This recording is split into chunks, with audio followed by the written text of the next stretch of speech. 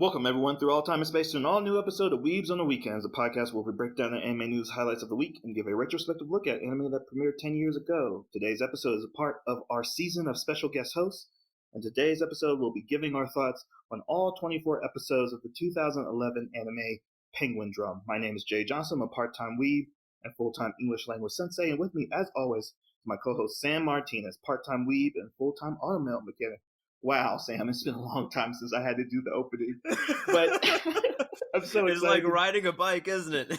Yeah, and I didn't even fall off once, and I was like, yay! But yeah, I'm very excited to talk about Penguindrum because on the Forbes Best Anime of the Decades is listed as an honorable mention. Polygon talked about it as one of the best anime of the decade, and I did not know that this even existed until very recently when associate of mine said this was a very controversial anime that she wanted to talk about. But today's guest is one of a kind artist. She does everything from penciling to inking, digital artistry of comic books, mangas, sketches that I love.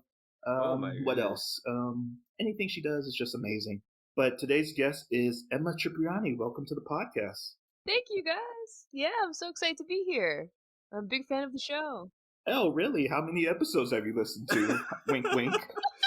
Put her on the spot. All right, since you went ahead and mentioned it.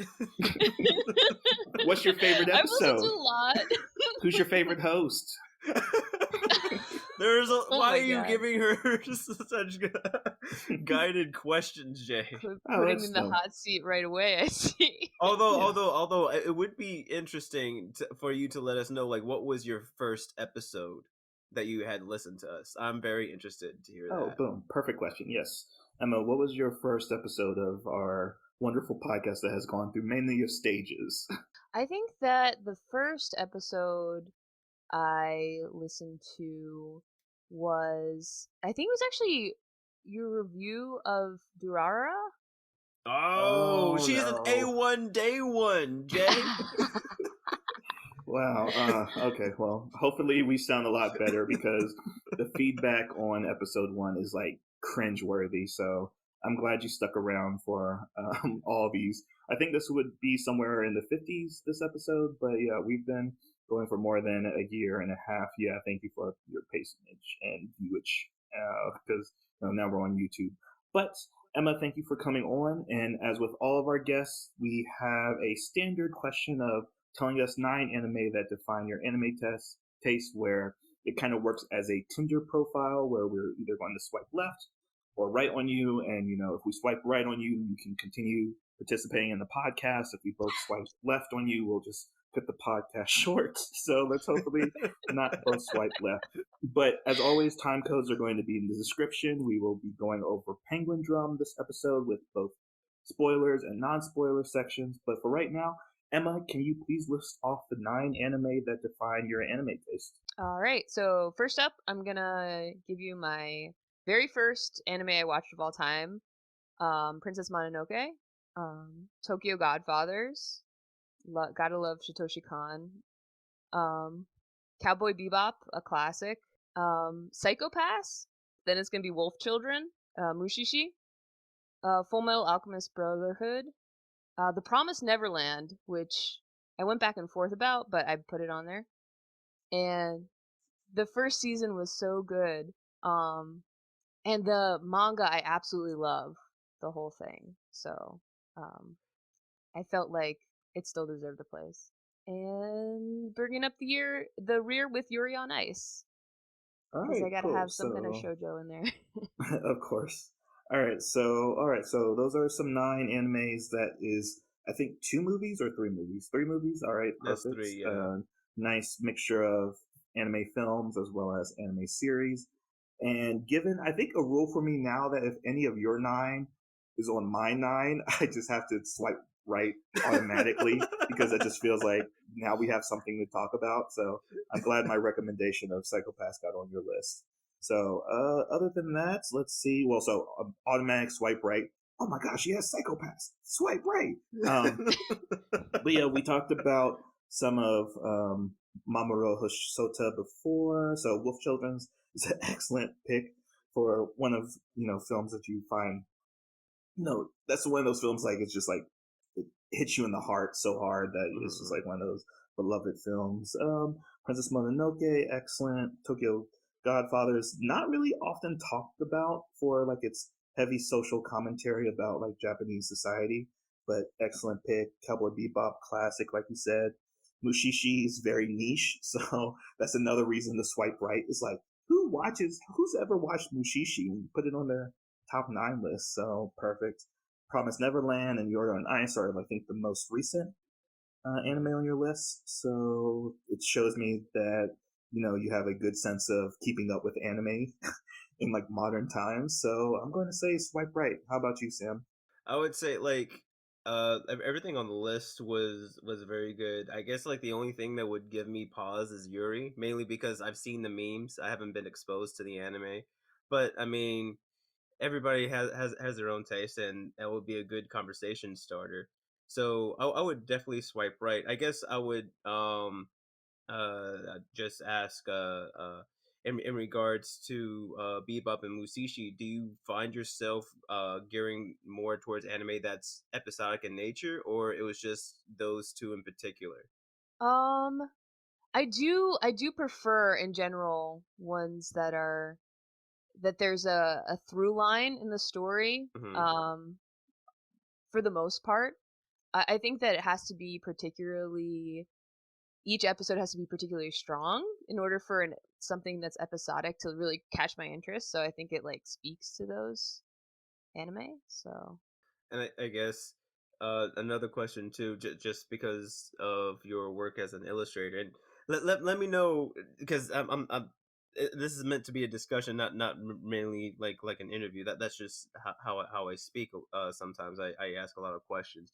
I guess out of the list here, which would you say impacts your work as an illustrator more, or where do you see yourself pulling more inspiration from? that's a really good question.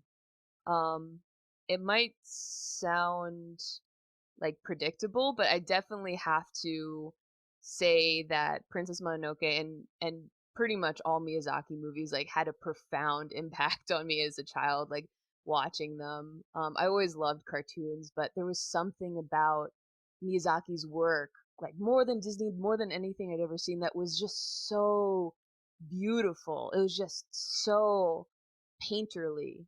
I just remember the first scene of seeing like in Princess Mononoke where each raindrop falls onto the stone and then suddenly all the raindrops fall, and it's like that's exactly how rain starts. You just have to be so like observant, and yeah, he's a bona fide genius. And Shitoshi Kon is also an incredible And animator. that So was Tokyo Godfathers, that correct? was Tokyo Godfathers, yeah. Okay.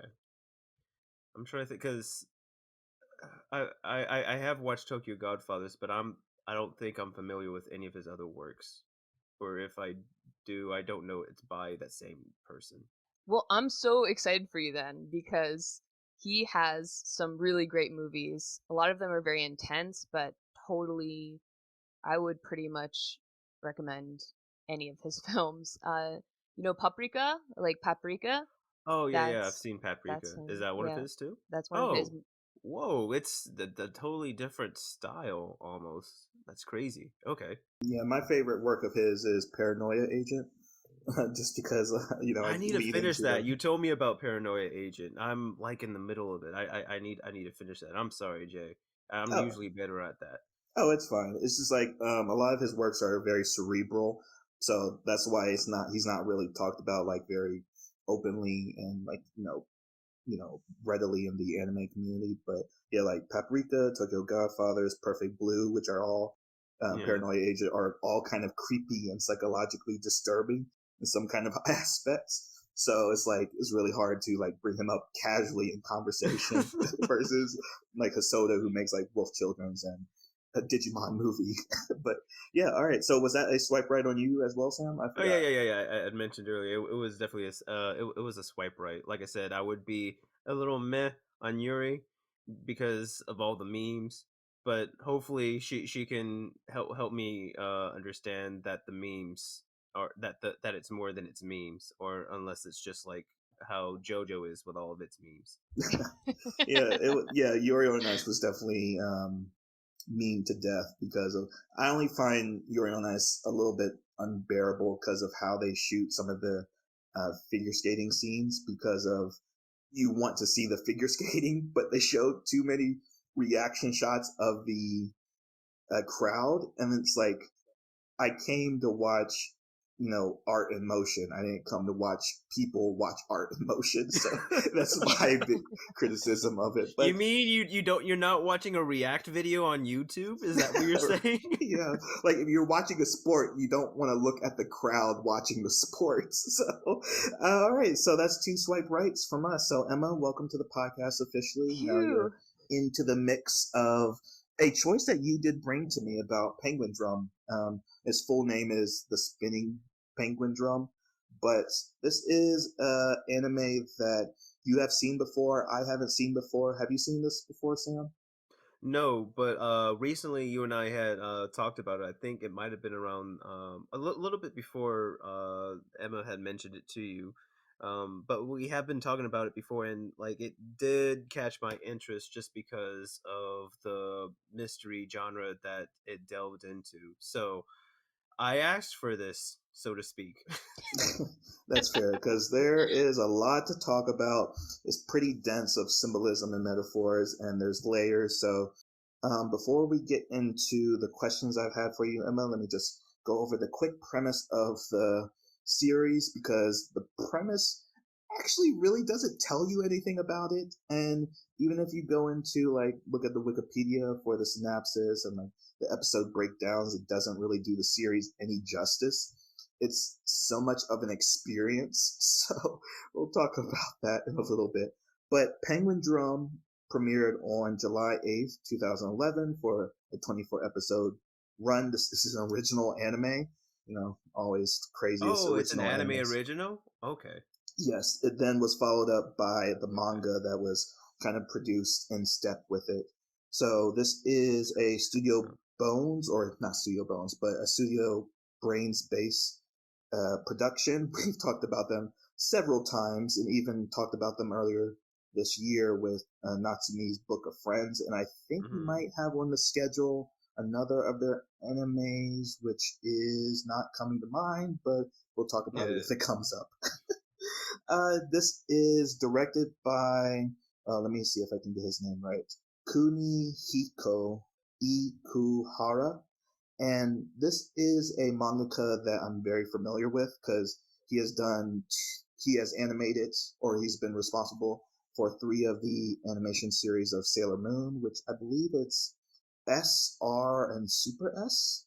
I think those are the 3 series he's responsible for. Yeah, Sailor Moon, S, R, and Super S. So he's kind of like deep into the magical girl genre. He's also responsible for Revolutionary Girl Utena back in like 1997, which is kind of like one of those staple series of the magical girl genres that broke down the genre before like Madoka Magica did. But this series centers on a terminally ill girl who is miraculously saved by penguin hats, or as you say, from death by a strange entity that, in exchange for keeping the girl alive, needs her brothers to find a elusive item called the Penguindrum. This is rated R. It's highly rated R for adult content and violence and profanity. It has this deep psychological, supernatural elements to it, as well as it is available on High Dive and Amazon Prime. So after saying all that, it really doesn't tell you anything about the series because that starting off point goes everywhere in every direction. So Emma, now that you are our honored guest, can I get your impressions of the series before you rewatched it recently? So how did you come upon the series and what were your first impressions of it? The first time I'd ever watched Penguindrum was because I was I was in college and we had an anime club. So every week we would sit down together and watch a new anime, and someone had suggested Penguindrum. So the thing with this is we normally just watch the first 1 or 2 episodes and then move on to another series. So the first couple episodes I watched, it sort of intrigued me. I was like, all right, I'm going to go and I'm going to watch the rest of them. And after doing that, I got 8 episodes in and I hated it. I remember like really hating this series. Going so far as to be like thinking, it's one of the worst anime I've ever seen in my life. So I think watching it a second time, I'm glad I went back in and rewatched it. I'm really interested to hear what you guys' impressions of it were as well. But I say that I feel like I understand more the merits of it. There are some things that it does well. However, I can really understand why I hated it. I remembered why I hated it for the first like half of the show. So Right. So is why you hate it a spoiler? I can talk about it without going to spoilers yet, I think. Okay, yeah, because like episode 9 is like my favorite episode because it introduces basically the series antagonist, even though there's like a rival foil character introduced earlier. But like I said, we'll have a non-spoiler and spoiler section. But yeah, can you like kind of like narrow in on why you hate it the first time? Like why episode 8? Like that's so far into, like the 3-episode test and even past the 6th episode, which is like the quarter of the runtime. So why did you start hating it or hated it at episode 8? I mainly, I think, hated it because it gave me like a sick feeling in my stomach. Without going into any of the details yet, I just really found it really hard to enjoy because of some of the reprehensible sort of actions of the characters that we were following. I felt like it was very difficult to find any of the characters very likable at all in the beginning. And yeah, I don't know if it was just my opinion or me, but I remember, and keep in mind, like some of my favorite anime we just talked about are like psychological thrillers and like dark, really creepy things about children being eaten. But there was, for some reason, something about this series that just gave me like more of a kind of sick kind of feeling than a lot of the other um more obviously like creepy anime I've watched before. So on your initial watching of it, did you actually finish all 24 episodes or did you stop at episode 8? I stopped at episode 8. Oh, wow. So, okay, so you're coming back to it probably 10 years later to finish it. Okay, awesome. Yeah, so that's your first impression of it like 10 years ago or later. So that's pretty interesting that you were able to muster through it now to review it for a podcast. So did you have the same feelings when you got to the episode 8 this time around? So I had some of the same feelings, but I feel like going back now, my opinion of it definitely is different. I think that I can appreciate the merits of it more. The animation is very solid. The premise is unique. They're trying to pose very interesting, very complicated philosophical questions about the human experience, about destiny and the nature of family, and are we responsible for the sins of our ancestors? So I feel like in many ways it's like I can't say it's a good anime. It's well done. But that doesn't necessarily make it enjoyable for me, at least in the beginning part. So I think that's an interesting question too. Like, is being enjoyable important as to make something good? I don't think it necessarily is. And there's a The lot first that three episodes Penguindrum were is pretty interested in. enjoyable. Yeah, Yeah. that's true. So, Sam, in your first exposure to this, this is your first exposure. Same thing with me, but giving your first impressions without going too much into spoilers, and I think we're going to cut the non-spoiler section part a little bit short this time because there's really nothing you can say about Penguindrum without spoiling anything. So, just off of non-spoilers, what is your impression, or what is your impression of either the first three episodes or even the first six? Because I found especially with this series, that the 3 episode test does not work for 24 episode series. So you can even take it up to episode 6. But what are your impressions starting off or out of the gate right now, Sam? Out of the gate, after seeing everything, I feel better about my opinion after hearing what Emma has said after hearing her first viewing, because I went in gung ho, as I said, oh, mystery, this will be great. And now, after you said that it was an anime original, I can see why I have so many problems with it that I did. I did really enjoy the first 3 episodes. The first 3 episodes were solid, and like it had that balance of mystery, comedy, as well as you get a sense of the characters and what they're willing to do. One brother is sort of straight and narrow, the other brother is sort of on the other side of the tracks type of thing, and you get a sense of that they would do what they will for their sister.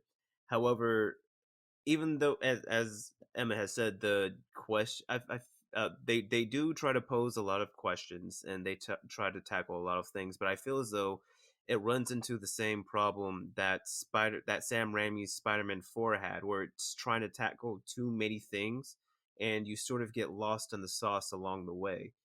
And not only that, I feel as though the way that it was at least like the way that it was the pacing could have been tightened a little bit more, because I did a second viewing, well, not really a second viewing, but a quick viewing of the first 3 episodes again, and you can see that they have an idea of what they want to do, like at the end of the story, like what they wanted to do, somewhat similar to How I Met Your Mother, how they had an idea of where the ending wanted to go, but along the way the story seemed to take a form on its own, and it seems like they're trying to rein it back in to go back to the original point. That's I'm trying to think of what else to say, like non-spoilery. As I agree with Emma saying that, like, as you're watching it, it does get hard to empathize with the characters, with what they choose to do and what some choose not to do. But I think that that sort of helps reinforce the questions that they try to pose throughout the anime. But Jay, what about you? What were your thoughts, non-spoilerly, regarding to this anime? Because you said this was your first exposure as well. Yes, and I've seen the director's. Okay, here's his name again, but Ikohara. His works in 2019, because 2019 is when I really got onto the Mappa train, I guess, with everyone else. But Yeah. the property that introduced me to his works was actually Sara Zenmai, which I've talked about a couple times before as like praising it for being like one of the best anime of 2019, up there with Vinland Saga and what was the other one? Demon Slayer came out in 2019. But it's one of my favorite of that year, and that is so much of a unrestrained version of his aesthetic, I guess, or his sensibilities, that when I went into Penguindrum, I was very much no let down is the word, but I was like, I wasn't as in tune with like the shock value of his work or his sensibilities. So even at the end of episode 1, there is a moment of suggestive incest. There is the second episode, we introduced to another. There's a cast. There's like a 7-person cast essentially, but like we have the brother and brother and the sister. Okay, sorry. There's 2 brothers and a sister as like the main focus of the story. There's like a another girl on the outside that we'll get into talk about, Ringo. But yeah, so when when the second episode introduced Ringo and she's a stalker of her teacher, and Yes. she's living I under was like, oh, okay, this is where we're going. yeah, so she's Oh, living yeah. under his house in like some episodes, and like following down that line, I wasn't too terribly shocked. I'm just like, oh, this is his sensibility, and he wants to make some kind of commentary about either personality disorders or make a criticism against Japanese society, which he's done in the anime that I mentioned before. But in the anime that I was talking about, Sara Zenmai, the boys are like the magical girls, equivalent magical boys, and they turn into kappas, and they have like a fantastical transformation Yeah. scene. So all that stuff has like so much. That explains why she has so many transformation scenes. Oh my goodness. It's like 2 per episode. Yeah, and it's a minute long. Yeah, so we'll talk about that. But yeah, for like everything you two just mentioned, because I've been exposed to his work before, I was more numb to, or I guess more adjusted to receiving as like his sense of narrative storytelling. So that's my first impressions. So we get into spoilers because you Oh, can't so really. then I guess like real quick then, like where do you rank this in some of the works that you have seen by him then? Yeah, because he's like done Sailor Moon and Revolutionary Girl, you Tina, is like this is pretty. This is the most digestible, I guess that would be the word, for his storytelling abilities and the methods and themes that he wants to push in his works. I Okay. mean, he doesn't do anything special in Sailor Moon that feels like his style, but this is like a good introduction to it. So I would say like if this was interesting enough for you, then look at his other works, because everything after this is a little bit more wild, a little bit more unrestrained, a little bit more genuine inside of what he wants to push through his like creative medium. So that's our first impressions. Do we want to go into spoilers now? Because like the premise of the series is like this psychological goose chase with like supernatural elements, and like as I already said, like there's really weirdly written characters, because like one of the main characters is a stalker. The one of the brothers, Kanba, is like a playboy, and he has a storyline with like his sister and like girls he have dated losing their memories. There's a lot going on. So, Yeah. okay, before we transition into, I guess, the break between non spoilers and spoilers, Emma, was there at any points that the story lost you, or maybe it became too contrived or too complicated, like unenjoyable for what's going on? So, like, did the story lose you at any point? Let's start there. I think that if I honestly wasn't reviewing this series with you guys, I would have probably stopped again and not finished it. So And I think that's a shame, actually, because something that I should have mentioned during the first impressions was that by the very end of it, I didn't actually hate the series, which I was surprised about. I actually really liked or enjoyed the last few episodes. I feel like there was a place that they were getting to and going to, and it really had a beautiful ending, in my opinion. And it's just a shame that because of some of the kind of convoluted nature of the plot, and Sam, I totally agree with you what you're saying about the pacing. Like, because of some of those flaws, like it kind of does lose you, and that's it can lose viewers, and it's kind of a shame. I hope that if it was ever remade, that they would fix some of the pacing problems. Do you know that it is being remade?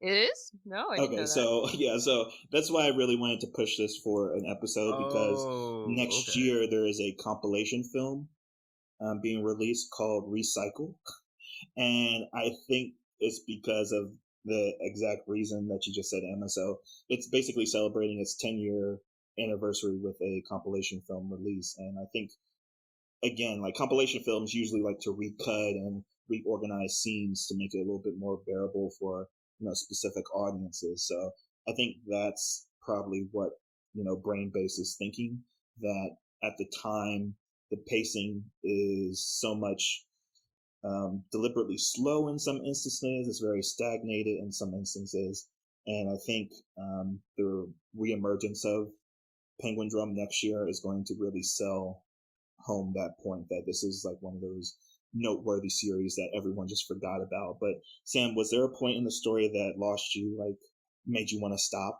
Oh my goodness, dude! When the bunnies showed up and their handler, it was. Oh, Uh, my favorite episode. Okay, cool.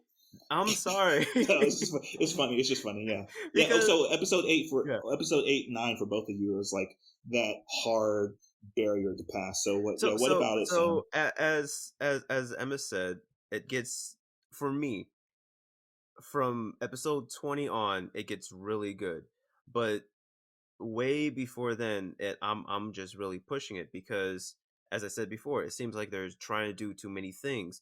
They're different things that they talk about. You don't know whether or not some of the things that they refer to, that they're fake or urban legends, and then you realize, wait a minute, they were just talking about it as though they were fairy tales. This actually happened, so you don't know what you're supposed to latch on to and what you're supposed to take with you at the end.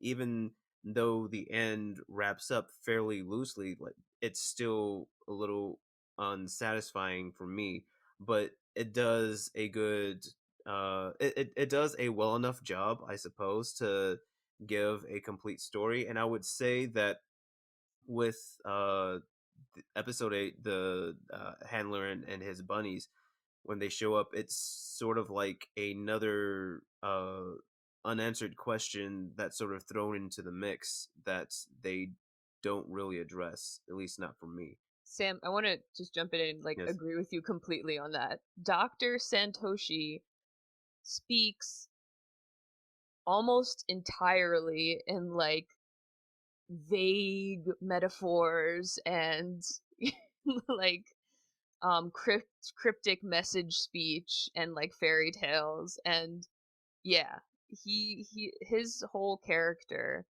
is just so hard to get a beat on. Absolutely, yeah. I think that's partially the point of his character. I mean, he is a good character, but when he's introduced, it's, at least like for me, it's so far into it. It's sort of like, okay, why is this guy now showing up? And I feel like if I go any more, it would probably be a little bit into spoilery territory. But it's essentially that is around the time when I'm sort of lost in the story, Jay. But as Emma and I have said before, around episode 20, or at least episode 20 for me, it picks things back up. Things are a little bit more clearer now. What about you, Jay? Because it seems, as you said before, you were used to this guy's storytelling style, so it doesn't seem like the plot was lost to you at any point of the road. Am I wrong in assuming that? No, you're not wrong, because of, again, he always tries to build his stories out of something real. So like, again, what you guys are alluding to, that mixture of where does like naturalism and supernaturalism really divide, because it's probably not a really known event in like the West, or Europe and America, about what happened in 1995 in Japan. um, did you guys pick up on like what it was alluding to about the terrorist attack? I didn't know that it was a real world event. Okay. Like, I guess that's why I didn't pick it up. So I guess it's their equivalent of 9/11. No, I don't really know about that, because it was a attack on the Japanese subway system back in 1995, where Oh. it was a sarin gas attack. Basically, 12 people were killed. It was like massive, like thousands of numbers. Like, it was the whole Japanese subway system that was targeted, and like I think it was like thousands and thousands of people were hospitalized because of nerve damage. But essentially, because that's kind of the core information I went into the series knowing. So all the imagery that shows like turnstiles and like every title card is like moving along the station. They even take like a I did like that. That was really unique. How because I think they lived outside of Tokyo. Am I correct or no? well, they lived in the area. Yeah, so like Yeah. again, Tokyo is like such a large district city that you kind of don't know where Tokyo ends. But yeah, it is within the city line limits of Tokyo. Oh yeah. But no, And like the bumps and the transitions with the like you said the turnstiles and the subway themes. That was really cool. I really did like that. yeah, and like something, something that's not probably obvious because they do it so well, but like every time they show the girls or any character getting transported in the subway, all the surrounding characters are fully animated or fully designed, but when you're out on the streets of Tokyo, they are just pedestrian sign people walking by. That's something Brain Base also does, like probably as a animation flair, because they also do that in Durara, where like they gray out everyone that's not part of the main cast. I gotta say, I did find the walking people a little distracting. Yeah, because like they're like in like motion of like the walking pedestrian person, like bobblehead, or even like the signs on like bathroom to distinguish people. And like some of them like have coats and jackets and dresses, so like they do put some effort into it. It's just not like everyone looks the same. So I did go into it. I never did get lost because I knew where all of like the metaphors and symbolism was pointing to this like real event in Japanese history. So even when it went into the fantastical, when it went into my favorite character, Bunny Dude, but again, he appears as a librarian in that episode and like speaks very Shakespearean and Okay, so it is the same it is the same character then. exactly, yeah, He is a librarian. Okay, yeah, yeah. like when he was introduced as a librarian, that was really interesting. His back and forth with what's her name, Hiwari. No, sorry, yeah, Himari. Himari. All right, yeah, yeah, because he has like okay, so now we're getting into I want to talk about spoilers, but before we get to that, because again, why the reason I wasn't lost is because I was keyed into like the symbolism and metaphors. I wanted to ask Emma, do you think that's one of the like drawbacks of the series is that it's too abstract or too layered with metaphors to be enjoyable? Because like that's kind of I think something I'm hearing from both of you is that there is this line of unenjoyability to it that's kind of inherent to it. So do you think that's a reason that it's too abstract to be enjoyable? I think that I agree with Sam that it's a little too much. I also liked the train metaphor. The train metaphor is a metaphor for destiny as this vehicle that we can't, has a predetermined stop at each of these stops that you're going to, and you can't get off the rails. And we're in spoiler territory now, right? So I can talk about Yeah, the yeah, ending. yeah. Okay. Let's just say like right now, marking is when we get into spoilers. Oh yes, Time Sam. codes. Let the audience know about the time codes. Yeah. But yeah, right now, because of course, because whenever we get into spoiler discussions, we want to make sure, like, yeah, so this is what the series was before non-spoilers, and this is why maybe you should really stick around with the series. But yeah, so yeah, free open on spoilers now. So Emma, do you think it's too abstract? Sweet. Yeah. So I was just gonna say that yeah, I really like the train metaphor. Destiny is a train. You can transfer. I like that you can transfer your destiny, like you're transferring off of the train to a different train. And I really, yeah, so I was digging that. And that's very cool. I didn't know the background about this actual real world event, which even, gives it even another layer of meaning. But Destiny is not only a train. Apparently, Destiny is also a fruit. There's a fruit of destiny, and there's the circle of fate. It's like I think that there's a certain amount of metaphor that was actually well thought out and good, and then they just sort of like were doing too much. Mary had a little lamb, and it was also like the Garden of Eden fairy tale in one.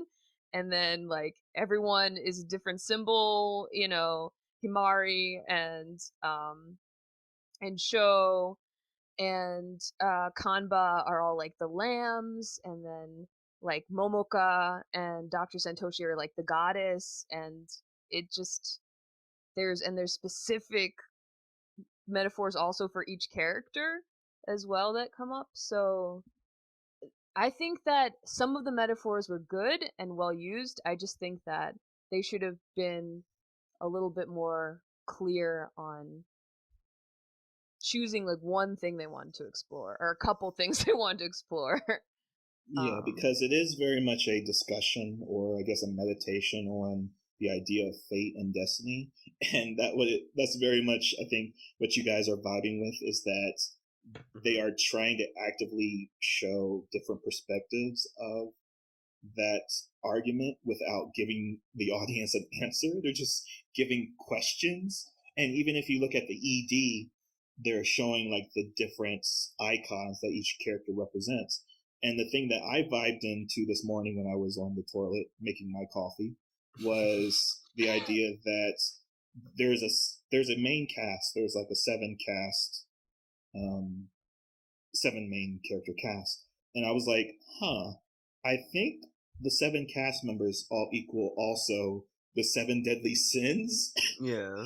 and I vibe with that was so hard Oh, because that would explain Kanba's penguin so much. exactly, yeah. So Kanba is, well, Kanba, I'm not sure, because pride is one of those hard deadly sins to really identify, since it's the father of all other sins. But Oh no, I was saying like how his penguin was always trying to like look up girls' panties, because essentially like the penguins were also a parallel to their owner. yeah, that's what I'm alluding to, Yeah. because I don't know if that was supposed to be lust, because I don't know if Ringo is supposed to be lust, or like where is like lust really placed in that I order, think because Ringo was of more or less was envy, or Oh, that's makes I think sense. she was envious of Momoka, Mhm. or yeah, because her parents had loved her, and essentially uh split up because of Ringo. So she's essentially trying to get her parents' attention and love by living her life out through Momoka, going through the stalkerish means that she needs to in order to feel love. yeah. So there At again, least there's that's a what. lot of Yeah. now I'm want to see this is where the conversation can be derailed. So obviously Soma, okay, so he's the blue head brother, but Soma is Yeah. gluttony, because they don't really show him being gluttonous, but his penguin is always eating. And Yes. like Yes. I kind of vibed into that when the penguin like downed a whole bottle of bay mayo. And I'm like, really? Penguin mayo? Just sucking it right out of the He bottle ate like a those. straw? Forget the mayo. He ate those freaking eggs on the back of Shoma's back. That was so gross. I'm sorry. Yeah, so, no, yeah. So the penguins do represent. So there's 3 penguins. They represent the siblings, and like I don't know where I was thinking. Like Yuri. Yuri is another character. She has blonde hair. She's an actress, and she's the one that wants to bring Momoka back from the dead. And wow, there's so much to talk about, but let's just not go into that. But yeah, so I vibe with the abstract nature of it so much, because there's so much you as a audience member can just project onto the subject matter.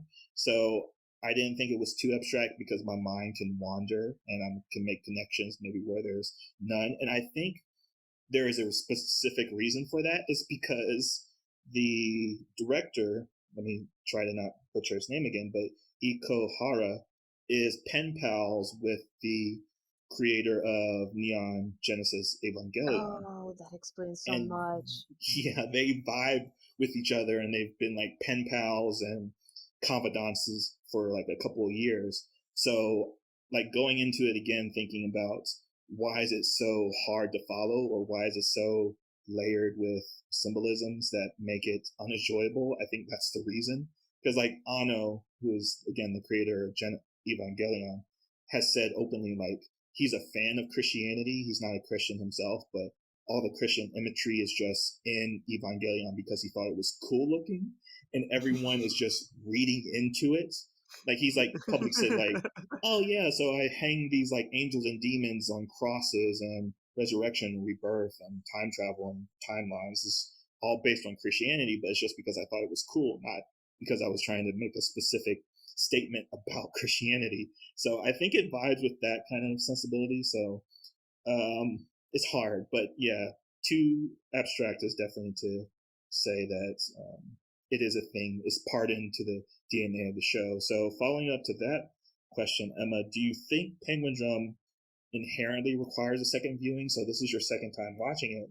So do you think it needs a second viewing to be enjoyable? Yes, I do. Perfect. I think, okay, cool. yeah. Because I think a lot of the confusion of it comes from having to really like work to get a beat on who these characters are and all of the mysteries that are going on in the show. And I think once you reach the end, you really have a good sense of that. And so rewatching it, you are less confused and befuddled. For sure, yeah, because Sam, like we've talked about, you and me have talked about Future Diaries and Steins Gate. Do you think Penguindrum falls into that category of series that kind of demand you watch it a second time to get it? Because again, with Future Diaries has pacing problems, Steins Gate has pacing problems, this has pacing problems. Do you think it warrants a second viewing, going through all 24 episodes to get to that end and then saying, oh, maybe I should watch it again to see if I missed something? As I said, I was going through and I was rewatching it. At least I had rewatched the first 3 episodes, and no lie, I was low key getting mad because I knew that I was going to have to slough through the other episodes that I didn't like about it. And I'm not going to say like definitely going in and knowing more about the incident with the train, that definitely helps framing everything, and also realizing that it's an anime original as well. As I said before, it seems as though that again, like going through and watching it again, I would have a better understanding, because at first I didn't really know what was going on with Kamba. Like at first I thought, like in the first few episodes, I was a bit confused. I didn't know if he was working. I didn't know if he was trying to be Himari's caretaker, because in the beginning it made it seem like Shoma was the only one that was going to school, but then he has a school uniform as well, and then his connection.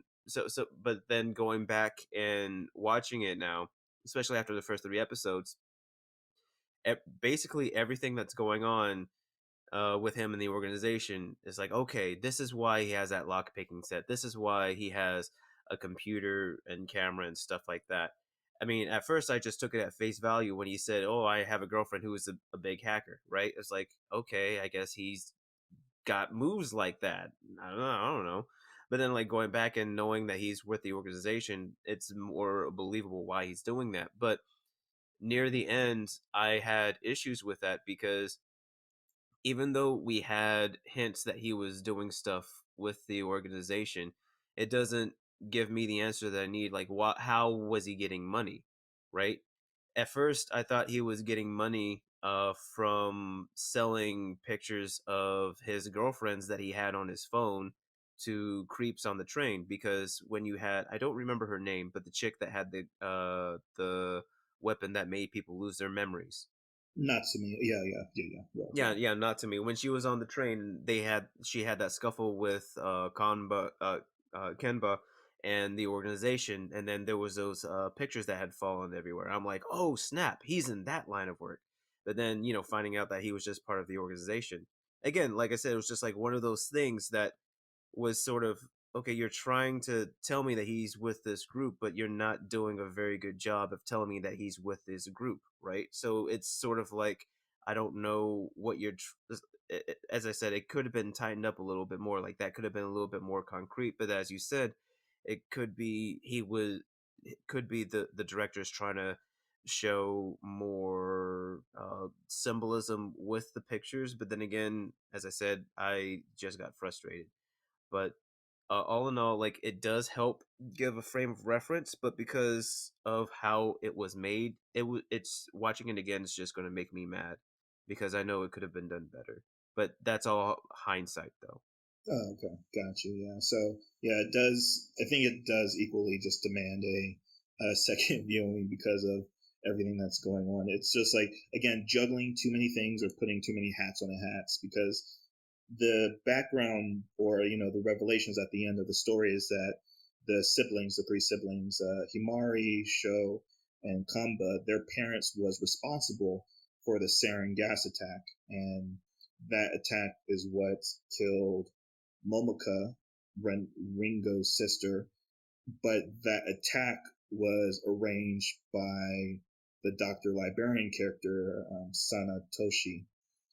And again, at the very end, like, parsing out like what supernatural elements are going into the story, is that Momoka's spirit split up into the penguin hat, which brought back Hamori, and then Satoshi broke into two black rabbits essentially, and have been just mulling it over to be reactivated 16 years later after the gas attack back in 1995. So again, like, just just just saying that makes the story, like, why would I recommend this to somebody? Because there's so much going on. It's like one of those things you have to experience for you to sell yourself. There's like, we'll get to like what's the selling point of the series, but before we get to there, since you are a guest, I wanted to pay a little bit more focus on the animation of the series, and like the character design, and even with the bumpers at the very end after the credits.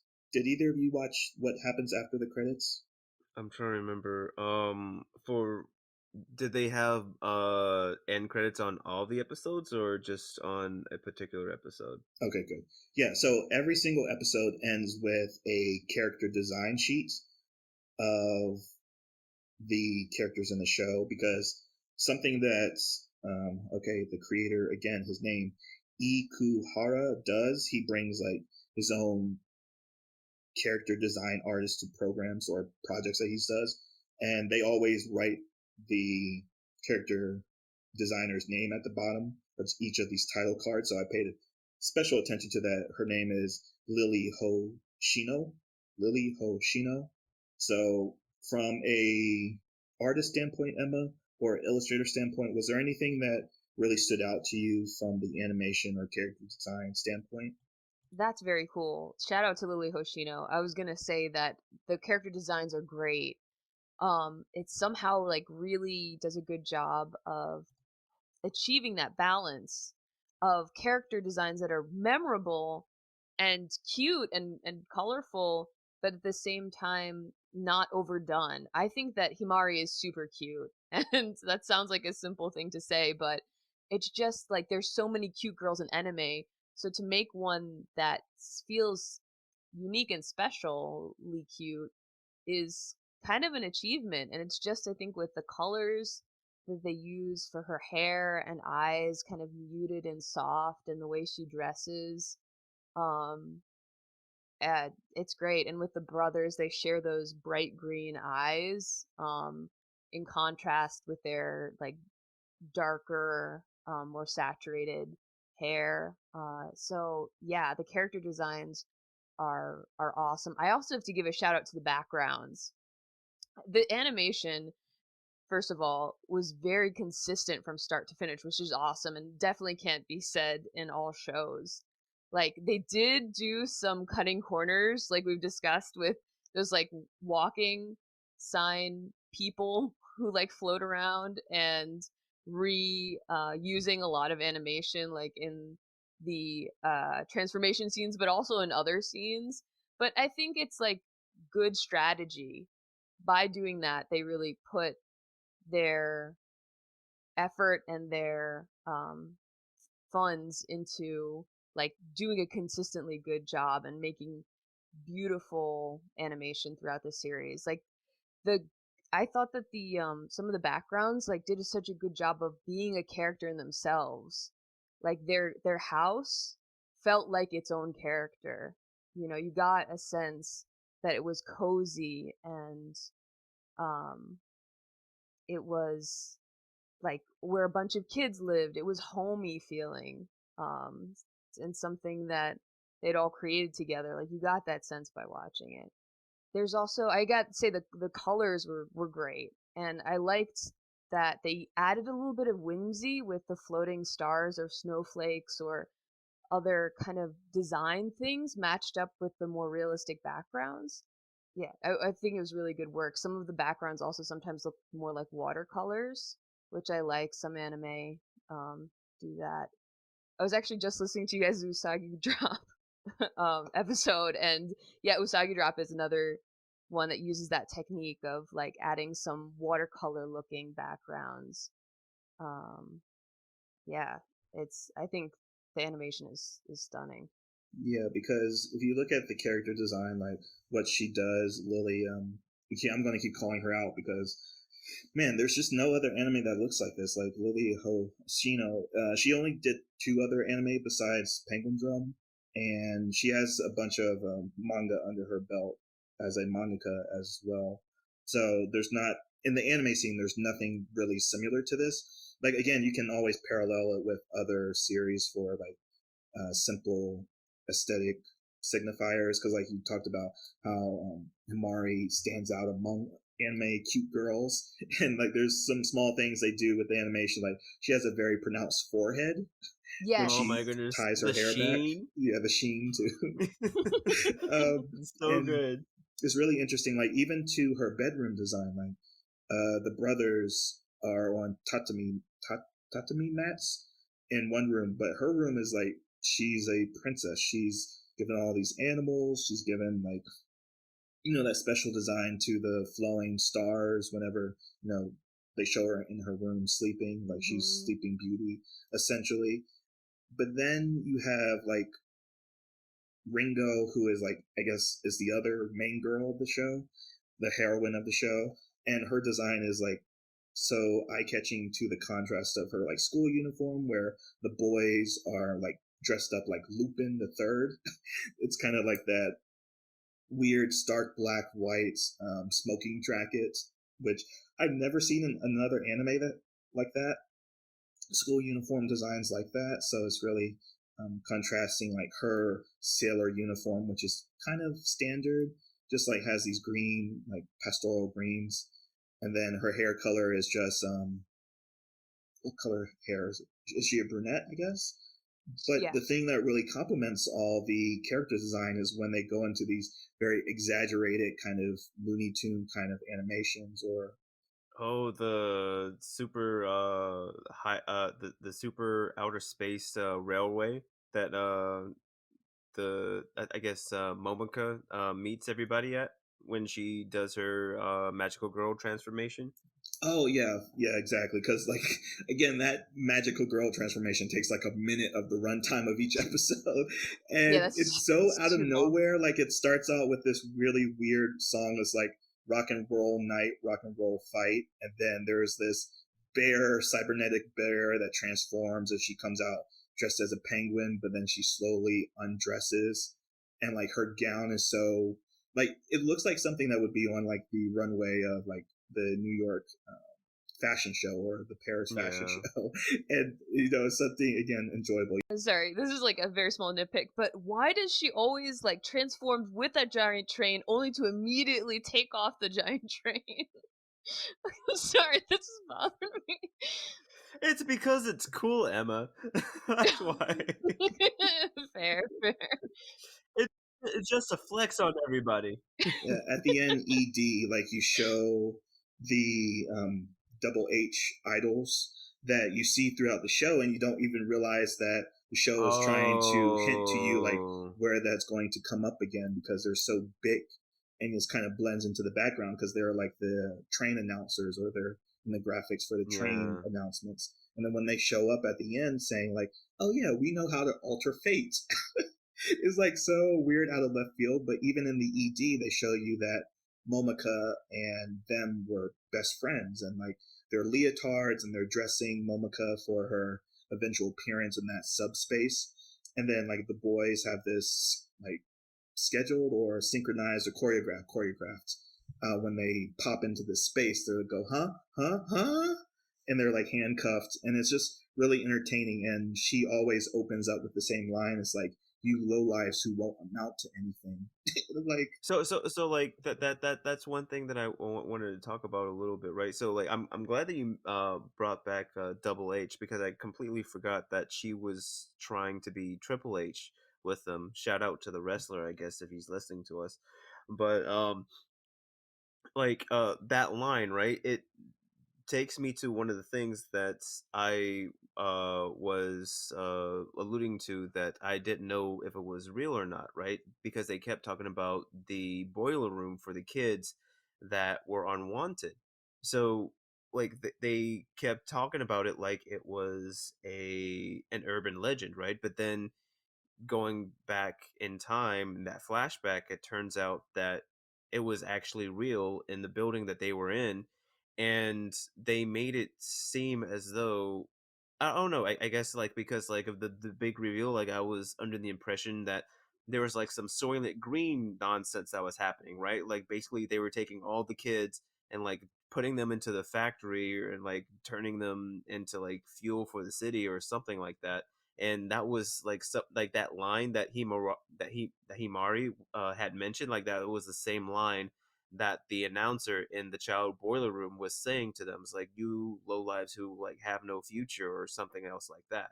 So I guess like Jay, like, do you have any thoughts on that, or do you think that that's going to be too much of a rabbit hole to go down on right now? oh no, it's very straightforward. I guess again because we've talked about a couple episodes where the epidemic of abandonment and runaway children in Japan or Japanese society is so rampant that no one really talks about it. It's kind of one of those understood realities of their society, and that kind of lends into what the director was trying to make, or make the statement about the child boiler, is that even if you want to go to what Emma, like one of your suggestions about Tokyo Godfathers, sorry, I had a brain fart right there. But yeah, it's the idea that, you know, wanted children's, like, you have to have a function to be a valued member of society's. All life isn't equal. You have to have potential. That's why Tabuki, who we haven't talked about yet, why his abusive mother, why he's so traumatized, and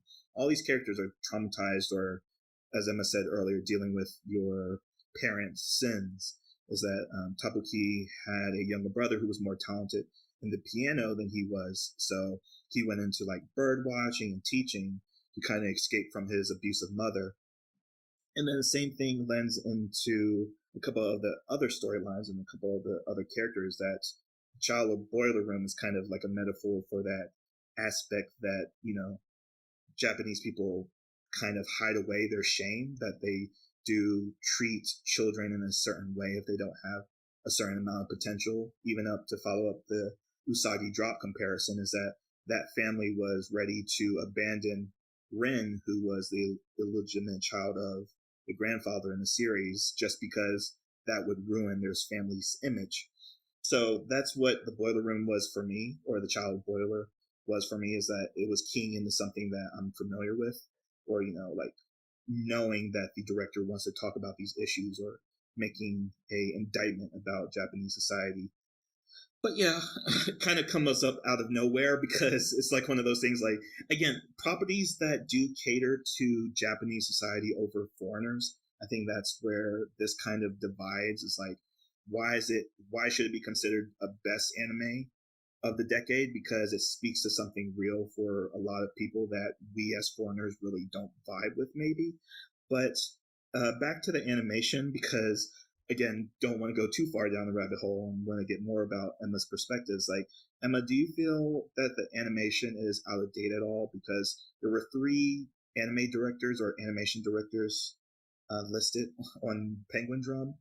Did you feel at all like there was moments that the animation lost you, or like, oh, this is definitely from 2010? Like, did you feel like the animation was out of date at all? I really didn't. I think that, like many other anime does, there was some use of like 3D animation that was obviously 3D. But that's still going on today. I feel like, just a quick aside, like, I love the animation in the new Demon Slayer movie, but the one part that was jarring for me was like all the 3D stuff that was thrown in. I get why it's done. It's really expensive, and to do all of that drawing and pay all of those animators, and there's a ton of animators that do the 3D stuff as well, but it's definitely a lot cheaper to do a lot of that more computer animated things. But I actually think that um also Penguindrum did it really well, did it very judiciously, like use the 3D stuff like the teddy bears, and most of it happened in that like void space with Momoka's like penguin space. So it fit. It wasn't that jarring because you're already transported to some kind of other dimension. So yeah, no, I don't think that it felt dated at all. Yeah, because that's the thing that me and Sam always talks about is like we use the word janky a lot because that's kind of the whenever you're on the bridge of a technological breakthrough with like drawing techniques or technology in this regard, that it's always like right on the precipice of being good. But 2011 just seems to be a year that was like making that transition. So Sam, did anything like really catch your attention with the animation? Because like we talk about it a bunch, but was there any moment that was like, man, this is from 2011? Not really, which was kind of surprising. It was all very fluid. It's all very, very well done. Even, I mean, the teddy bears, like Emma had said, but with the teddy bears, they were done well enough to where they didn't seem too out of place, even when the organization was placing them on the train. And I'm just trying to think. As I said, like one of the scenes that stick out to my mind is like when the when Kamba's ex-girlfriends are shot in the head with the forget me darts, and you see like this beam just like explode out of their head as though like it was blood spray. Like it was done very, very well. And no, so that's all I can really say. uh I, I can't really think of any complaints in regards to the animation that I have. I guess like one comment I would make is like how iconic the penguins are and the penguin logo that they use all throughout the show. It kind of makes me wonder like why I don't see the penguin logo so much more, just because of how iconic it is. Yeah, so I think it's one of those things that we mentioned at the beginning is that I think it's just largely forgotten because of all the not complaints that you two mentioned, but just the things that the series tries to do and maybe falls a little bit short on. Because even in the title card, that penguin logo comes up with the next to the 95 to represent the attack on the Tokyo subway, as well as the train, as well playing into that connective tissue, like Emma brought up. Is like, yeah, you're on the rails of destiny. There's a destination that everyone is on. And again, not to talk about anyone's like particular belief system about is destiny real, is predestination real, is fate real, is everything says stone. But it does, the series does kind of like push your thoughts in that way, because like Satumi or Satoshi is my favorite character because he's that aspect of fate that basically says, oh, you can do whatever you want. You are a agent of chaos in the universe, and the universe runs off of chaos. It's your job to introduce chaos into the world. And I kind of vibe with that because, the idea of, can you upset destiny? Is there, like, even with the beginning of the show opens up with a monologue from, I think it's who's talking. No, it's Kanba, because Yeah, he was saying Kanba. how he hates destiny. Yeah, so like he hates destiny and fate because he's in love with his sister, essentially, which oddly gets rewritten at the end because of, yeah. So what Sam, you mentioned about the child boiler is that Himari isn't their biological sister, is that he saved her from the child boiler. And It was actually that was one thing that was weird too, because it was the other brother, Soma. It was Soma who had saved her from the child broiler, but then we have Kamba have that relation to her. Like that was one thing that I didn't really like. Maybe I'll catch it on a rewatch, but the first way through, they never really explained why Kamba has his feelings for Himari that he does, when it should be Soma who should be feeling those. Yeah, so like that's what I would talk about when we talk about the Mhm. ending of the series. But Oh, okay. I'm sorry. I didn't mean. I didn't mean to jump. I didn't mean to jump ship. I didn't mean to oh no, jump no, ship. that's just like something that I keyed into because that's just how it is written, and it doesn't make sense really. So it's weird that that's like one point of issue that you caught on to too.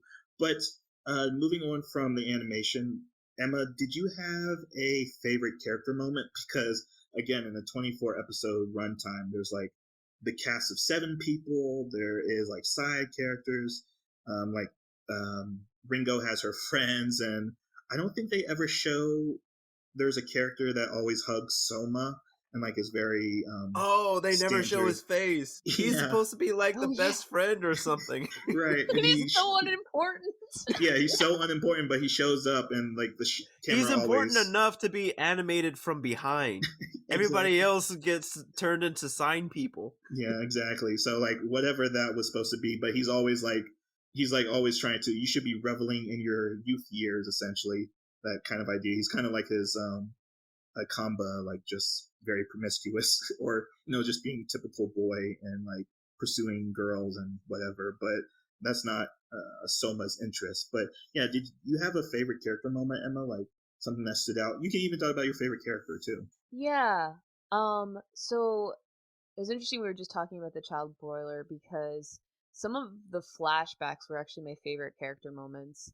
I think the strength of the show is really the relationship between the 3 siblings, between Himari, Soma, and Kanba. Like in those flashbacks, like they're just so super touching and adds a whole new layer to the series I really wasn't expecting. I was not expecting it to go in that direction, and they sort of foreshadow a little bit with the things other characters say, like, why are you pretending like you're not a real family? Like, why is this girl important to you?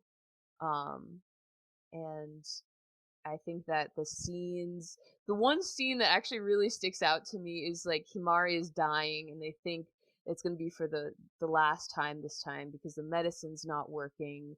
She's built up some kind of immunity to it, and Soma is in there with her and holding her hand. And she's telling the story about they were at the beach together digging for clams, and they lost sight of her, and she just starts crying when they show up. She just starts crying, and you think that it's because like she was lost, but she's like, no, I was so happy because in that moment I realized that I was a child that someone would look for, you know?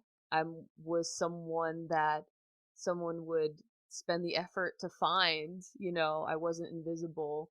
And there's something about that just like so incredibly touching. And yeah, I also really like the moment in the flashback between her and Soma. Um I also really liked all right, I should bring up one more. I liked the flashback a lot. That really, it's always been focusing on like, Himari and Soma's relationship, or like Himari and Kanba's relationship separately, and everything between Soma and like um and Kanba has been like super aggressive and adversarial, but like the moment that they're kids in the cages and they're talking to each other and they both think they're gonna die, and they're like, whoever dies, whoever makes it out has to fulfill the wish of the other, and like that moment in that flashback and sharing the apple with each other, I found it like actually really touching. And anyway, sorry, we talked a lot about that, Oh but no, it's good. It's perfect. Yeah, because there's a lot of heartfelt moments in the series that's just spread out through, and like again, like there's a lot of flashbacks, and the thing again playing into that subway motif, like it has the Japanese turnstile, or no, it has the departing sound of the trains that leave Tokyo. Yeah, because like Emma, you were in Tokyo. Did you ever ride the subway? Okay, yeah. So did you recognize that annoying sound of the door closing or The door closing, yeah. yeah. So they do like these title sequences for the background, and then at the very top, in like very small print, is telling you what's going on. So it's like leading you into what's happening, but then it just demands you pay attention to it as well. But Sam, actually, on the other scale of the question, what is or who was your least favorite character, or what moment maybe disturbed you the most? I guess instead of like saying what's best about it, what moment did you not like the most? Disturbing in terms of I didn't know where the story was gonna go. Um, the one that stuck out to me was when we were getting Yuri's backstory, right? Because she at first when we're first introduced to Yuri, she's um having an affair with her coworker, who's also a female. And then literally after that, we have her going, like, before she gets into her backstory, she's like, that tower, if only that tower wasn't there, right? And I'm like, oh no, is this person a lady boy that I don't know about? And then like starts talking about like her dad, how her dad was doing I guess like impromptu surgery. And I guess like in that sense, I was disturbed in the sense that a parent was doing something to his kid, but like I didn't know like in that scene whether or not he was trying to make his son into a female or anything along those lines. I guess I was just like maybe thinking too hard about it, and because it seems like at the end she was referring to her father's work of art, not necessarily her body parts. But as I said, like that's how mixed up I was in the show at that point, because I didn't know like what to expect, like where the direction of the show was going. And but I guess like in terms of scenes that drove my gears. I guess it would be like one thing that sort of infuriated me, right, was the introduction of the um when you have the introduction of Kanba's supposedly biological brother and sister, right? Like we had a background on her a little bit on the family that I guess she was adopted in or that she was raised in, and yet we weren't given any background on her little brother, how her little brother came into the hat, or what her purpose is supposed to be.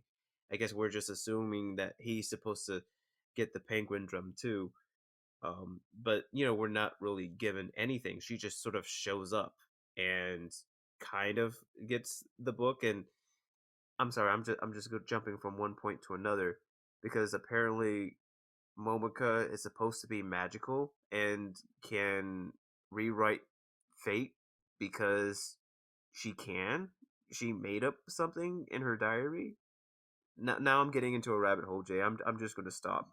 All right, yeah. So it's So funny easy with because this show. it is so Sorry. easy because of everything. Like again, so I keep saying YouTube because like I vibe with this so well. It's like I'm glad you guys are like on the opposite side of the aisle from me, because of there's a lot of inferences the show demands you make. It doesn't connect all the dots for you. It leaves things intentionally vague. So with Yuri's father, he's like this crazily sadistic and perverted artist that was using her body to get a understanding of anatomy essentially, and that's why she has this complex about her being called beautiful and ugly, because she considers herself ugly for what her father presented her as.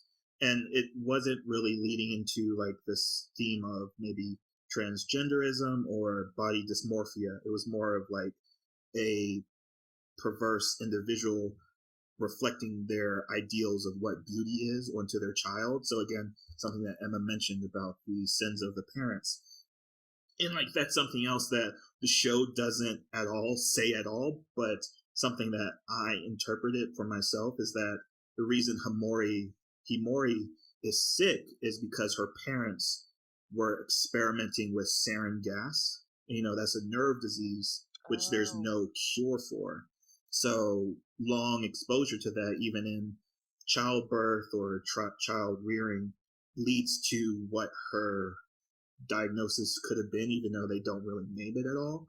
But I vibed into that immediately after, seeing the series in full, that what happened to Himori is completely her parents' fault. And that just seems to be like a theme of the show, is that Natsumi's grandfather was kicked out her father for being too weak to head the family, and then the grandfather died. The grandfather died, and then his ghost, He was crushed. his ghost possessed Marco, which is the little brother, to try to poison Natsumi, and then that's where her Shinoshi showed up to save her life, to make the deal to get the Penguindrum for her, because Momika, by no explanation at all, is a fate of destiny, a agent of destiny that can write out in her journal what's going to happen. Oh my gosh, this show is so confusing. But Exactly. I mean, I have a understanding of it, but it's just like a thing of you sound crazy explaining it. So let's get out of this rabbit hole. So Okay, I just want to make a quick, real fast.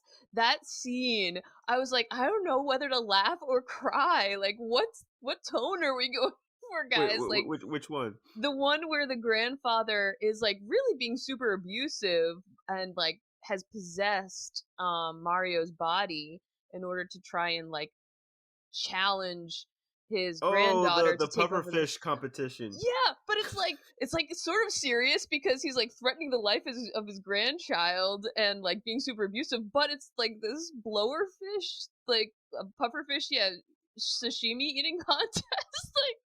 What's going, I don't know what to feel right now. I don't know whether to laugh or So I think that is something that you both keyed into, and I think that would be a major downside of the series, is that it is so Emma, you talked about the color palette and how bright it is, and their house looks like something out of a Studio Ghibli movie, is multiple colors, and everything is the house is cluttered with childish things, and this is how dirty kids are, this is how kids would organize things and run a house. And Kamba makes it a point of saying, this is our home, our parents have abandoned us, which they haven't, they're dead. At which they show in the last 4 episodes, and he's been running or working for the terrorist organization that his parents have been working for, and to do that to pay for Himori's medication and treatment and all that. And then there is all this yandere stuff going on with Ringo, and in episode 5, I think she pretends to have a wedding night where she sleeps with the teacher, who is 16, or not 16 years older her, but probably 8 years older than her, and trying to pretend her to be her sister. There is a very highly suggestive rape scene that happens in episode 14. So again, that mixed tonal shift between comedy of these brothers going on a wacky chase for a book versus all this, this person was abused and these children can be thrown away, and people are dying, and Himori dies 2 times during the show, and there's 2 gods battling over the fate of these kids. So it's really mixed bag from a tonal standpoint. So Emma, if you were to identify what is the significant drawback of the series, what would you say? I think that was a really good point about the tone. Absolutely. I think that it suffers, first of all, from difficulty, I think, connecting with the characters, or really being able to understand who they are in the first half of the series. And that goes into what you just said, I think. It's we are following these characters, and I get that part of the whole point of this that the creator is trying to make is that these are severely damaged people, and they're severely damaged because of their parents' actions and things they had no control over, like this curse of destiny. They were seeds that were thrown onto like not fertile soil, essentially, and they were dealt a bad hand from the beginning. However, like, we're stuck with them. We're like, that's one of the things that really made me hate the series the first time I watched it. Is like, I'm not rooting for any of these people. Like, one of them is a crazy stalker who is doing reprehensible things and is also just like a tsundere jerk also on top of everything. And there's like another character who is another kind of stalker that's shooting people and making them lose their memories. There's like the other character wants to kill the siblings. Tabuki will like turns out he's not even like a nice guy. He wants to kill the siblings, maybe for the sins of their parents. Yeah, he sets them up. He sets them up into a death trap in like one of the later episodes. Yeah. Oh, I know, and then that's another confusing character moment, because then he saves Himari then, and is like, JK, you moved me. Now I don't want to kill you.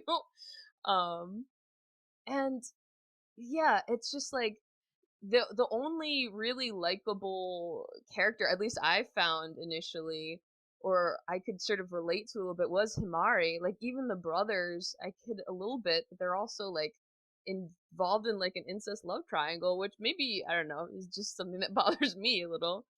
And it's just like, yeah, like, especially in those sexual assault scenes with like Yui and yeah, with Ringo that you just mentioned, they're very disturbing, and like, I feel like there aren't really any real consequences for them because of those actions. Yeah, that's fair, because that leads into the ending. But Sam, before we like slow our roll into the ending of getting to whether to resurrect or rebury this series, is that how do you like? What would you say is like the most like number one? This is the reason why you wouldn't recommend the series, or what is the drawback to it? It definitely does try to tackle a lot of points, and what you had mentioned earlier about the sins of the father. It reminds me of the quote, "How art imitates life," mainly because I had listened to a podcast in regards to the Black Dahlia. Turns out, the murderer for the Black Dahlia did some messed up stuff to his kids, and how essentially that was propagated throughout 3 generations, and the amount of healing that his great his grandchildren, his great grandchildren have to go through so that they can get some sense of normalcy, right?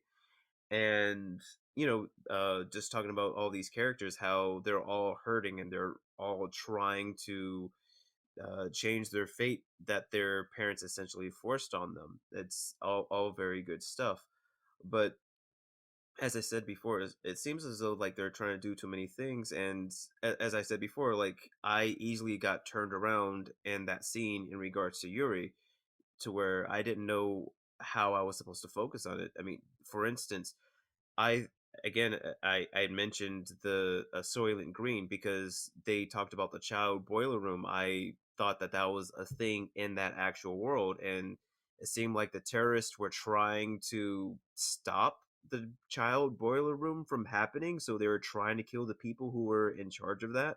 But then again, that's my take on it from being confused.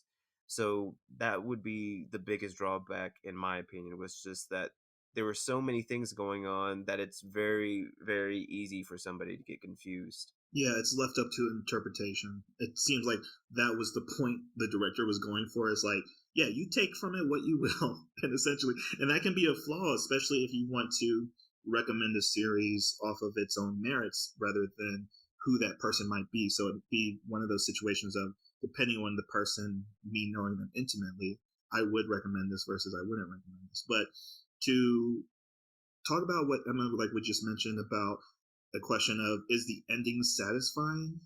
And I've been having a lot of trouble coming to terms with it, because the ending is so weird because of that relationship we talked about with Soma saving Hamari, but it's Kamba who has feelings for. Okay, so see now this pentagon of love triangle, whatever, is really confusing. But yeah, like the brothers that you think that would the brother that you think would have feelings for her doesn't have feelings for her, and she has feelings for the brother that she shouldn't have feelings for. Soma falls in love with Ringo, even though he knows he's a stalker, and he only loves her because he feels like it would be an amends for what his parents killing her sister did to her. So it's like, again, all these people are traumatized in very highly specified ways in their relationships with each other. Even like what you said, Emma, about Tabuki sets up this death trap for them, and like he sees he sees Kamba save Hamari, and he's like, oh, okay, that satisfied my sense of revenge. And that's why I thought he was like Wrath, because he literally just does this act of violence and then goes about his day like nothing happened. There was nothing to it. He was like, oh, I'm over it. Like all this resentment, I just needed to get it out in this one brief moment. It wasn't really defining, and it's really out of left field because he's just presented as a bird nerd for like 20 episodes, and then I forgot what episode it was, but it was like in the later half of it, towards the end, is like he's like, oh yeah, I decided to kill two of my students who I knew were responsible for the whole time, and it's just like the events of the show brought me to this moment that yeah, I'll just kill them, sacrifice their sister, they need to pay for their sins of their parents. And I hear you breathing heavily, Emma. Do you have a... Yeah, sorry, because like then he was sitting on the even before that, but he was sitting on the bench talking to Ringo before, or like Yuri, about not wanting revenge. Like I'm fine. I would never seek revenge on those children for the sins of their parents. I'm not looking for vengeance or anything like that. So I guess it could have been a bold-faced lie, or like his character is completely inconsistent. Like He was triggered by the fake spaghetti noodles that Ringo gave him. oh yeah, what happened with that too? Sorry. He turned into a frog and then he was fine the next day. I don't know. There's a weird frog scene. There's a lot of weird scenes. But yeah, even in episode 6, I believe, it shows a flashback of when Ringo falls in love with him. He's explaining that fate is fate, and even though I lost Momika, who opened up my world to show like the beauty of it, it happened, and even though I wonder why it happened, it still happened, and I have to live with the consequences of what she chose to do to save us, because Momika sacrificed her life to save Tabuki and Yuri from dying in the sarin attack, for the gas attack. So the ending is essentially they double H, the idol group that Momika was supposed to be a part of back in the day, turns up and says, oh hey, we know how to alter fate. And the Penguindrum was actually Momika's diary, but they needed to know like the special spell to activate how fate gets altered. And then the brothers, Soma sacrifices himself to save Ringo, again a weird thing to do, and then Kamba sacrifices himself to save his sister Hamori and his other sister Natsumi. And that's the ending, but the consequences, like you said, Emma, there's really no consequences. The only consequences is that they're forgotten, their existence never happened.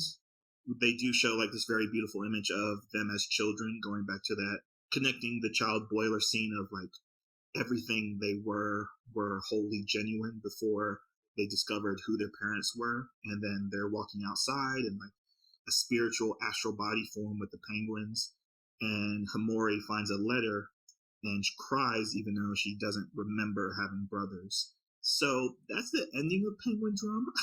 Just they are kind of forgiven, but there's no consequences to the bad people doing bad things. So Emma, did you feel satisfied after 24 episodes of this wild ride? You know, it's interesting because we're actually opposite on this. Um, I was frustrated with a lot of things throughout the series, even though like I enjoyed a lot of the episodes actually at the end, even though there are things like still I feel unanswered and were confusing and but I actually liked the ending. I felt like I didn't have a problem with it being uh Soma sacrificing himself for Ringo and then Kanba sort of being the one to save Himari because like even though it was Soma who chose Himari, was like part of like the person of fate or gave the the fruit of destiny apple to her. Um like it didn't really need to be romantic love for them. Like he obviously still really loved her. Like he saw her as a sister, like for Himari's sake, for Himari's sake, for Himari's sake is something that he said all the time. Like they both, it was clear that even though Kanba was very like obviously romantically in love with her, like they both grew up with her and loved her. So I didn't have a problem with that at all. And I thought that even though there's a lot going on in the series, one of the actual through lines of it is um, that they're doing all of this. Everything is to reverse this fate of Himari, who seems destined to die no matter what they do. So in order to get this thing they want so badly, to be able to save her life finally, I kind of liked the bittersweetness of what they had to do is give her up. Um, they're, you know, they're not going to be able to see her again. They're not going to be able to spend time with her again. But she's going to get to live. And that's the punishment. That's the price. Um, but it's, yeah, so they have to sacrifice the thing they most love in order to have her be able to reverse this cruel destiny and finally like defeat the fate of her death. So I don't know. I actually did find the ending satisfying, even though there's still so many questions, so many things unanswered. But Right. Yeah, that's fair because there does feel to be well, again, the pacing is a problem, but I wouldn't mind a one more episode, epilogue to the story because it does feel like it wraps up pretty quickly at the end because that episode 24 is like a lot going on with like the terrorist attack being prevented and um a lot of the reveals leading up to it kind of going meeting ahead to just wrap up the series. But Sam, how do you feel about the ending? Are you satisfied? Are you unsatisfied? Like, where are you? I'm still mad. Yeah, that's what I was about. That's what I was going to say. I was like, are you still mad? Even at, Yes, yeah. because by this point both halves of the book is done. So and then what's her name, Ringo just happens to remember her sister's phrase even though she never met the girl before, and the phrase for the magic spell, and it turns out that the Penguindrum was in fact the hearts that Shoma and Kanbe had, or at least like the apple that they eaten. And I would say like I did like the fact that they were doing a play on words with Ringo and the apple because Ringo means apple in Japanese. But after a while, it got annoying. It's like, okay, I get it. You're beating me over the head with all this apple stuff, and to have that be the Penguindrum at the end, I'm just like, come on, man, really? That's it? But like going back and rewatching the first episode when Momoka is possessing Himari, like having the brothers go after Ringo, it and because like they're both asking, just like, would Ringo have the Penguindrum? And she's like, maybe. You have to go and check it out. And it's just her being thoughtful for her sister. So like that was kind of nice, but it still made me mad.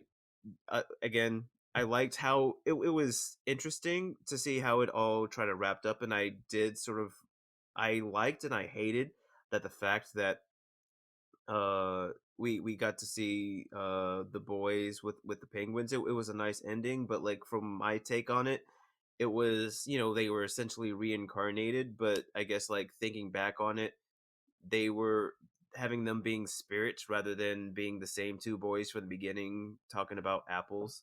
It makes me feel a little bit better, but it again, it just feeds into the feelings that I had earlier, that it felt rushed and not necessarily thought out as it could have been.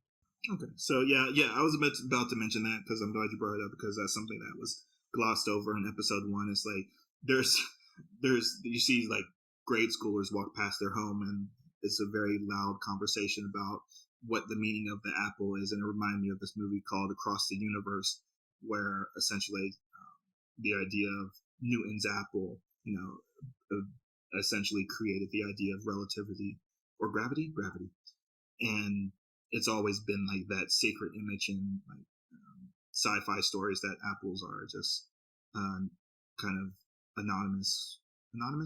synonymous with godly power. Even if you go all the way back to a lot of Christian imagery of like the temptation that broke Adam and Eve out of the garden. But yeah, so Which fun fact, apparently that wasn't supposed to be an apple. It was something akin to like a pomegranate or something. But I guess because apples are more relevant now, that's like the fruit that we use. Yeah, to retranslate it, because not going down the religious wormhole. That because there's a lot of parallels to like a lot of Christian imagery in the show as well. Again, talking about the Evangelion probably influences of talking to the creator of that series. But yeah, so two unsatisfied, two satisfied. So Emma, before we get to our verdicts of to resurrect or to rebury, is there anything that you would like to soapbox about for a moment? Anything about the series that we didn't get to talk about? Really fast, I have a question for you guys. What was the survival tactic? Do you understand? I'm sorry. Jay, do you want to take on this first? Yeah, because again, it's something like, again, the show just leans into your own interpretation of things. It doesn't really give you an answer. But every time that Hamari gets taken over by Momoka and puts on the penguin queen hat, is that she says, initiate survivor strategy. And that is just part of ensuring that it's weird, because you have to think of Momoka and Sano Toshi as agents of fate, and they're trying to direct the actions to get to the destination of fate, to get these kids to go about, to stay on the railroads or rail lines, essentially. So Kamba is very much a realist, that he has a strong sense of self-preservation, and even his monologue at the beginning of I hate God. Well, he doesn't say I hate God, but he says if fate. God exists, he hates fate, but he also says after Hamori dies for the first time, he says if God does exist, he must be cruel and amoral. So it's weird that, again, the contradicting philosophies about what fate is play into that self-preservation. Is that if Kamba really was like an agent of self-preservation, then he wouldn't have sacrificed himself for Hamori and at the very end. And that's what I vibe with the survival strategy, is that it's their survival technically, because if you sacrifice yourself for the person you love, you are essentially becoming immortal, I guess. You are ensuring her survival and your own survival whenever you give your life for someone, that they become part of you, which I think undermines the whole erasing their existence at the end. That's why I find it very unsatisfying at the ending, even though she cries, even though she doesn't remember them. So talking about the survival strategy kind of played into that idea of like, what is survival but a expression of love? So okay. But that's my interpretation of it. Sam, did you have something else? No. That sort of works, because the very first time after the very first transformation, you see her essentially jam her hand into his chest and pull out his heart, which we learn later on is part of the Penguindrum, or at least part of that fruit. So it's like his love is giving her nourishment so that she can continue moving on. and it all plays in with the imagery of fate being the subway with the train tracks, because like every time, if not every time, it's most of the times whenever she says, survival strategy, you always see the turnstiles and then you get into the train, right? So it's like her trying to direct their fate, because she's always saying, "Look, I've come from the end of the line and I'm here to make sure you get off on the right stop." And it just makes me question like why Shoma is always the one who's jettisoned, whereas Kanbei is always left, right? So again, just one of those things that brings more questions to it. But from what you said earlier, Jay, like her essentially reaching out and taking his heart makes a lot more sense now. Right. Yeah. From that first extended scene. Yeah. Because again, I think it's one of those things that just leaves me unsatisfied at the end. Is I get why Soma is ejected, because he's not the one that's going to save Hamari. Like, Kanba is the one that feels responsible for her safety. Like, even though, like you said, Emma, before, like whenever they go to do something, they say for Himori, but it's Kanba who is willing to go through any means. Like, he even says that the ends justify the means, but maybe because of his personality, Soma is just like, well, we shouldn't break into this girl's room, and I can't just steal her notebook. And I'm like, right? Does your sister mean so little to you that you're not going to push this girl down and take her book? Because like for the most for the most part, like they're led to believe that the future diary, another anime, but this future diary is the Penguindrum, but that's not true. It's just the instrument to get them to find the actual Penguindrum.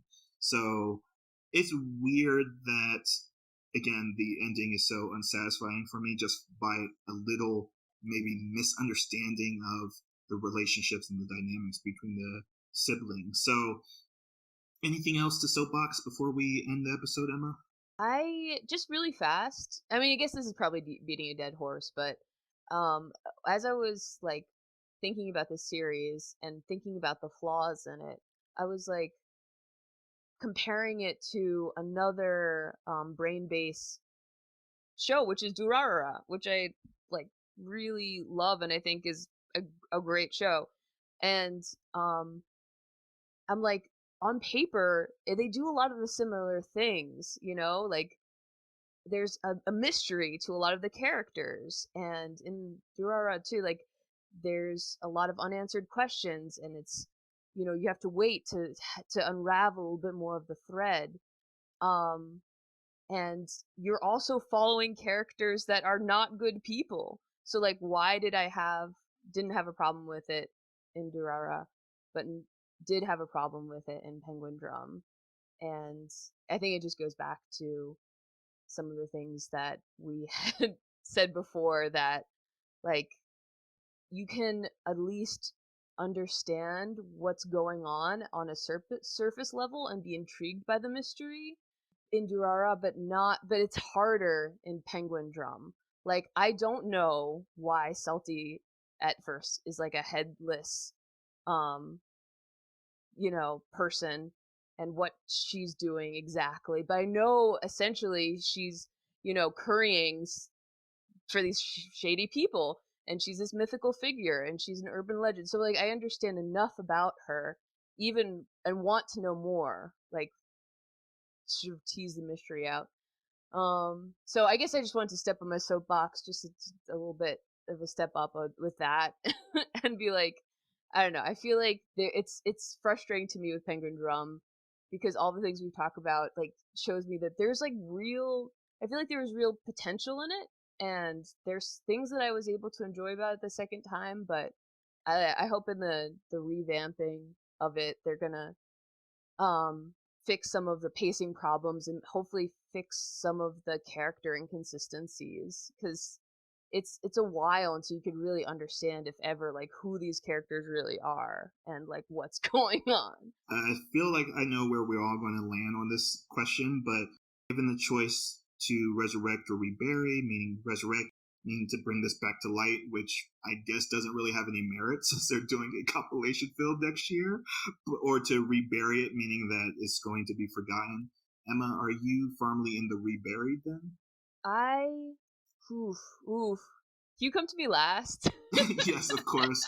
Then I'll just start because I think it does merit discussion of whether this is one of the best anime of the decade because of a lot of the story beats are strong. The characters are interesting enough. They may not be likable, but it is a interesting enough premise to make you want to have that forward momentum. And the animation is solid. We talked about the background art, the unique character design. Ooh, excuse me. Character design. Nothing extraordinary about the music that stands out to me, so I'm not going to get its OST. But again, as a introductory to Iko Hara's work, I would say it's like where you should start off and go to his other works.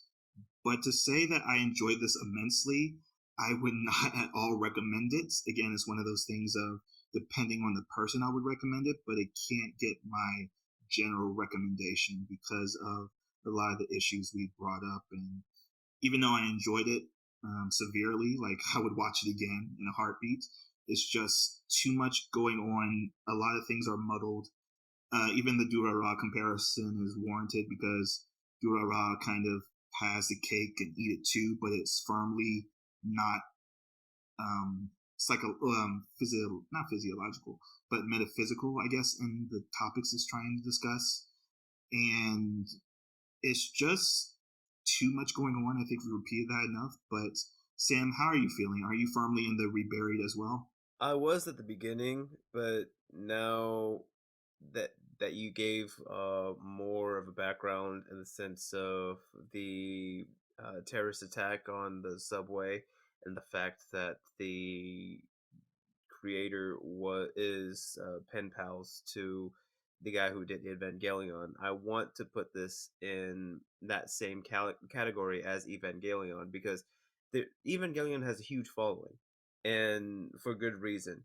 As balls to the wall as crazy as it is, it's definitely good and warrants watching. But as you said before, it takes a certain type of person to appreciate what is done with it, and Penguindrum does fall into that category as well.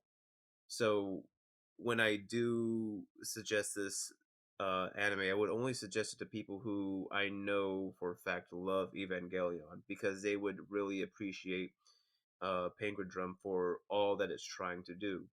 And I also appreciate your view on it too, because as you said, it's made to make the audience think for themselves. Not it doesn't hold their hands after episode 3, right? Whereas, the story starts to get all over the place. And yeah, so like that's sort of in the camp that I'm in right now. So I'm thinking I would still rebury it, but it's not in a sense of um like if they try to make it like the story a bit more cohesive, like what Evangelion did in terms of the movies, making the story a little bit more cohesive, more digestible, then that'll be good. Or I would just suggest it to people who truly do appreciate works like this that make you scratch your head and give you a wild ride along the way. All right, so 2 reburied. So Emma, not to influence your final verdict of the series, but now we're back to you as the special guest. Are you going to resurrect or rebury Penguindrum? Well, I'm glad I went last because thank you. You guys helped me clarify my thoughts a little bit better. I mean, because I think the comparison to Evangelion is actually a really good one. And after I watched Evangelion, I was glad that I'd watched it because it really made me think. I feel like it challenged me. And I feel like with a lot of, but that doesn't mean I want to rewatch it because it wasn't, I don't know, maybe it's just my taste, but it just wasn't that enjoyable for me. But I'm glad I saw it once. And that's kind of how I feel too about Penguindrum.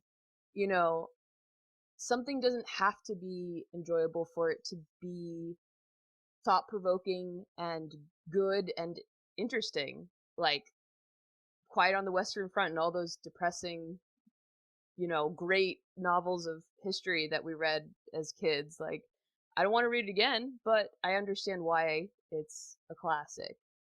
So, not to say Penguindrum's a classic, but I actually think that it's interesting enough and it's challenging enough, even with its flaws, to watch for the people, who are also sort of into that cerebral kind of anime, like experience, like Evangelion. I think that was a really good point, Sam. So I'm gonna actually say Resurrect. I hope Resurrect newer and better, hopefully, in this new revival.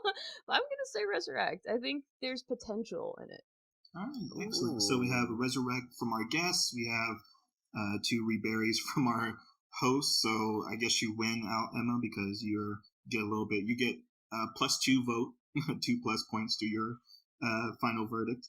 But that is going to be the end of our 10-year discussion on Penguindrum. Emma, we might have you back for when the compilation movie comes out to see how it stands up to the original anime series run. See how did they fix scenes, how did they recut scenes, what did they remove, and potentially they might add. Yeah, they better do us proud. We're giving them a second chance. Yeah, give them a second chance. There's no release dates right now, but it is announced for 2022, so we'll see how that turns out. Same director, same writing staff, same studio. So it seems to be just a compilation or a director's cut of Penguindrum. So we'll see how it turns out. But that is it for the episode on Penguindrum. Emma Cipriani, you have been a wonderful guest. Thank you for your insight, for the animation, the things that you liked, for its character design, for its artistic appeal. Thank you. Anything you would like to say before you head out? Yeah, no, it was a blast. Thanks for having me. And I'll catch you guys in the next one. Get you in the next one. All right, awesome, Emma. Thank you so much. All right, so that closes up this episode on Penguindrum. Did we have any news? We didn't have any news, but that is a Resurrect from Emma. That is a Reberry from me and Sam.